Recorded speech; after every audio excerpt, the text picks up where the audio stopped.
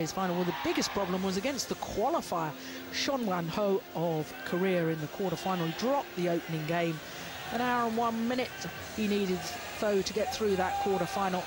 And then in the semi-final, he defeated the number 5 seed, the 1999 winner, the 33-year-old Dane Peter Gader.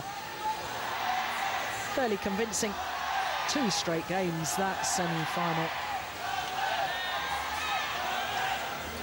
As far as Kenichi Tago is concerned, of course, he wasn't seeded, and therefore he's had to beat 3 seeded players on his way through to today's final. Well, his last 3 matches have gone the full distance, as you can see. First of all, against Joachim Pearson, the left-handed Dane, and then in the quarterfinal against the number 3 seed Chen Jin, who of course won this title 2 years ago. And then in the semi-final yesterday against number 6 seed Bao Chunlai, he saved a match point at 19-20 down in that second game before coming through 21-18 in the decider in an hour and 16 minutes. Well, what a sensations for the men's singles final. All England Open Badminton Championship men's singles final between, on my right, Lee Chong Wei, Malaysia.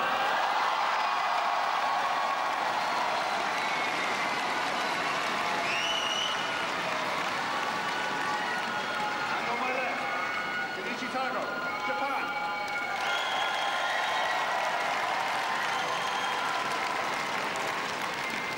Kenichi Tago to serve.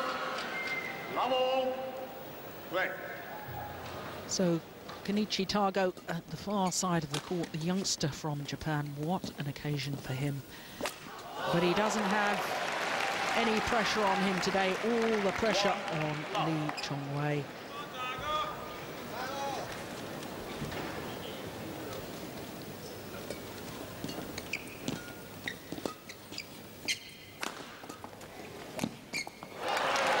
But Ian, we were talking just before this final got underway about both these players have got through to today's final, and from the 4 previous matches, Lee Chong Wei has been on court for 2 hours 52 minutes, and because Tago has 3 times been to 3 games, he's actually been on court for 4 hours 90 minutes. That's almost an hour and a half longer than his Malaysian opponent, and I just can't help but wonder whether that eventually might take its toll.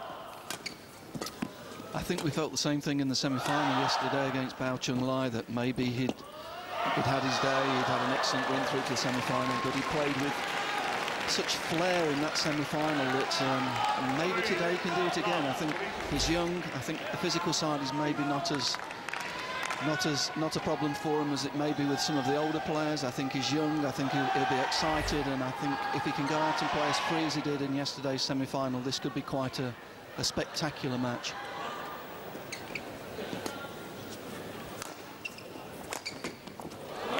Finds the line. What a start. No sign of nerves at all from Kenichi Tago. I just can't help but wonder whether he's been on the phone to his mum, because his mum, of course, was in 2 All-England finals in the women's doubles. Yoshiko Yonekyoro.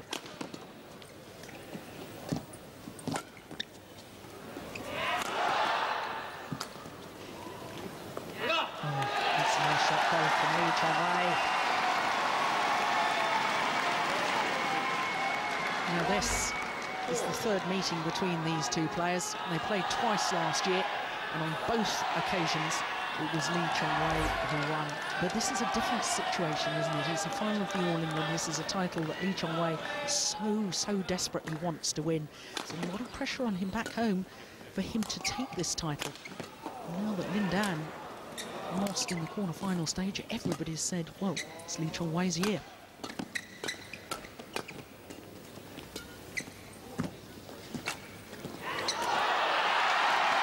It's not quite as simple as that, is it? No. I'm sure there's enormous pressure on Lee Chong Wei here. I mean, he'd love to win this title.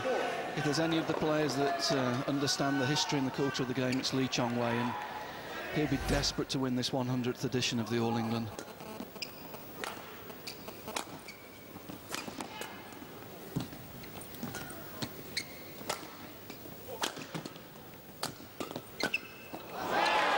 Yes, that's nicely done. And of course, it's a surprising statistic to me, the fact that there's only been 4 Malaysians who've won the All England title post-war, that is, at the All England Championships, because Malaysia over the years has been so strong in the men's events, men's singles and men's doubles. There is Misbah Sidek, in fact, a man who reached the final of this championship back in 1986.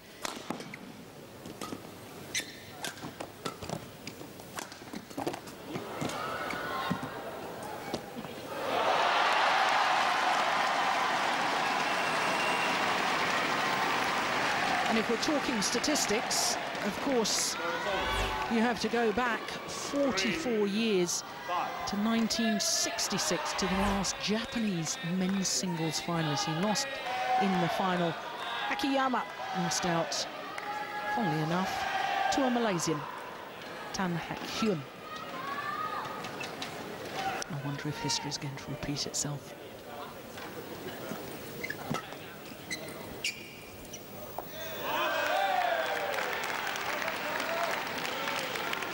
It's over.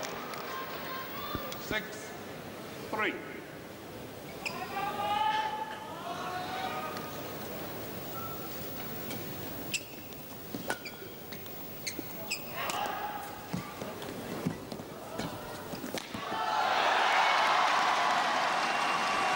very interesting start to this game. Tago coming out and starting where he finished last night in the semi-final.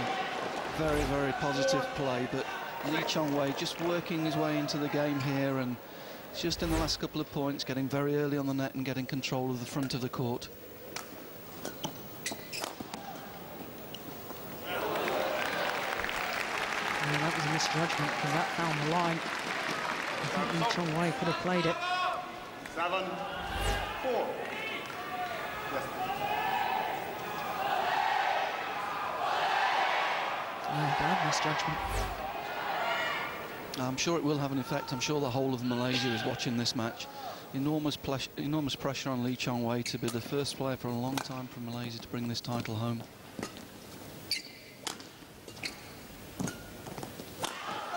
Oh, he's missed it. Well, it wasn't that long ago, the last Malaysian to win. It was 2003 when Mohammed Hafiz Hashim won the World Championships. That was a surprise victory, wasn't it? It was a very different situation. He really could play with no pressure, totally unexpected victory. Whereas Lee Chong Wei today must be a very, very heavy favourite for this match.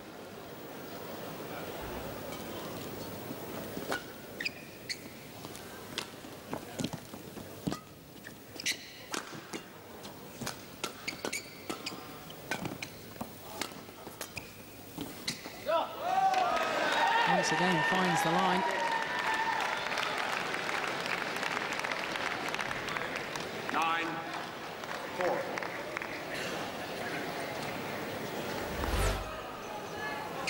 I have to say, I thought the man judge got it right. Yeah, I'm even more convinced now. Maybe just a sign of tension from Lee Chong Wei. Very unusual to see Lee Chong Wei question a decision like that.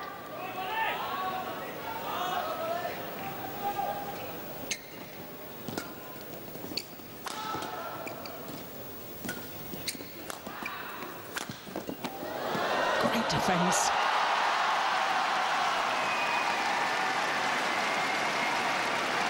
Tremendous agility from Lee Chong Wei there. And that's one of his key qualities there, is super agility and defence there. Putting the shuttle in the air, full length dive. And if the shuttle had come back, it'd have probably been ready again.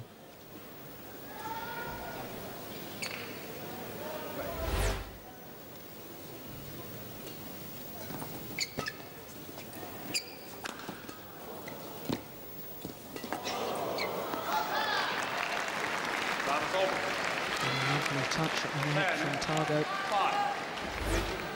Kenichi, you may change. You may change.